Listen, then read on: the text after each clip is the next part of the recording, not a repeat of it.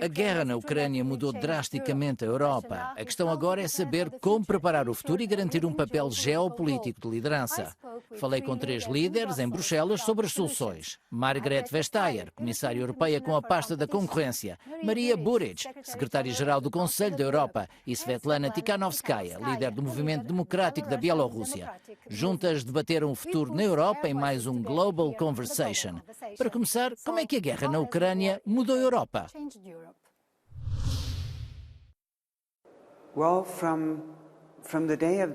Penso que desde o primeiro dia da invasão, a Europa mudou mais ou menos a cada hora. Há discussões robustas entre os Estados-membros e as partes envolvidas, mas conseguimos encontrar soluções muito mais rapidamente e todos têm a vontade de embarcar numa solução comum. É como se estivéssemos a mudar o ADN europeu. Condenámos a agressão imediatamente na manhã do dia 24 de fevereiro e no espaço de 3 semanas expulsámos a Federação Russa. Então, para a organização, mudou completamente o cenário e a forma como trabalhamos. Colocámos a Ucrânia e o apoio à Ucrânia à cabeça e no centro do que fazemos. Mas esta guerra de agressão também mostrou e exacerbou alguns outros problemas que tínhamos na Europa antes da guerra e antes da pandemia. Com a guerra e com a pandemia, agravou-se o retrocesso da democracia na Europa. A Europa pode mostrar os dentes. Agora vejo uma consistência na política europeia. Vejo bravura e vejo determinação. E realmente espero que a Europa continue assim, porque penso que teremos muitos desafios pela frente para enfrentar juntos. E a posição de princípio da Europa é muito importante. Acredita que haverá uma segunda Guerra Fria? Ou o Ocidente conseguirá reconstruir as relações com a Rússia?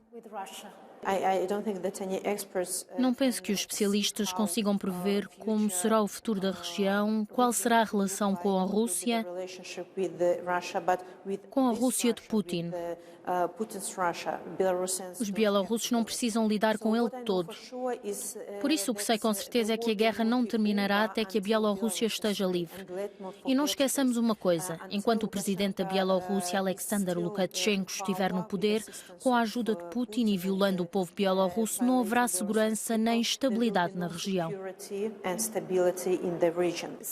A guerra já fez 1 ano, não sabemos quanto tempo mais vai durar. Como é que a Europa se deve preparar para a vida após a guerra, inclusive para manter um papel de liderança na comunidade internacional? Penso que a Europa é campeã do multilateralismo em todo o mundo. Foi uma das primeiras regiões, após 2 horríveis guerras, a começar a pensar em novas organizações multilaterais que ajudariam a sustentar a paz e a assegurar prosperidade e avanço económico para todos os nossos Estados-membros.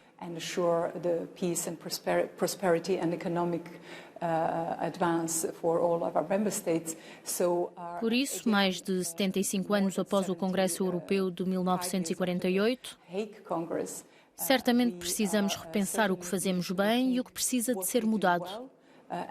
Mas, provavelmente, a forma como trabalhamos, as prioridades precisam de ser repensadas. Acredita que a Europa precisa de uma ferramenta ou de um mecanismo financeiro permanente para lidar com essas crises, uma após a outra? Se quisermos dar resposta aos eleitores, aos cidadãos nos Estados-membros, temos de trabalhar para soluções europeias. E penso que parte disso é nos tornarmos também cada vez melhores em encontrar soluções de financiamento europeias.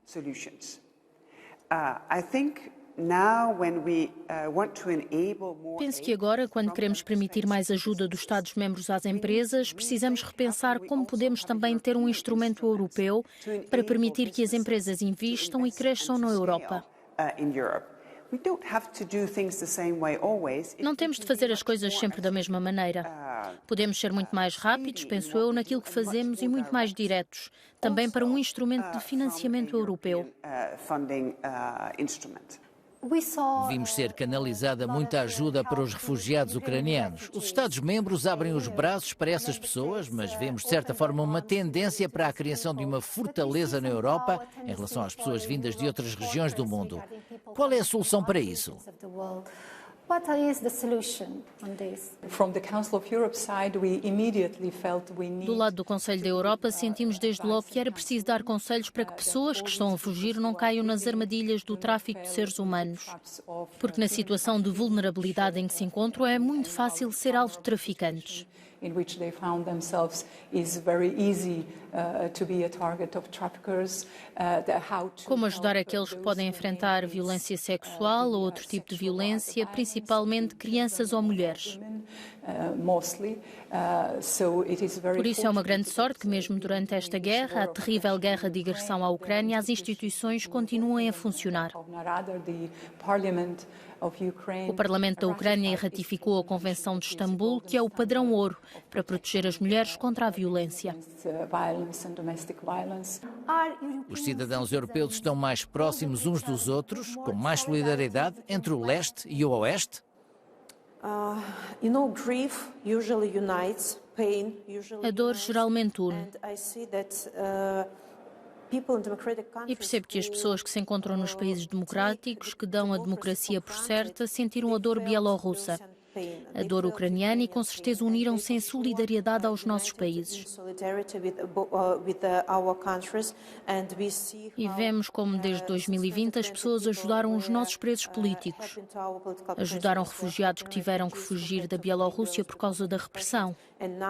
E agora as pessoas estão a dar as suas casas a refugiados ucranianos, estão a arrecadar fundos para armas. Quem poderia imaginar que os europeus arrecadariam fundos para comprar carros de guerra e equipamentos militares?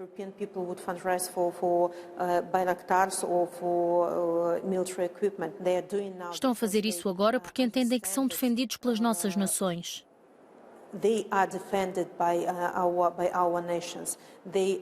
E há uma obrigação moral para cada pessoa agora de contribuir para a nossa vitória comum.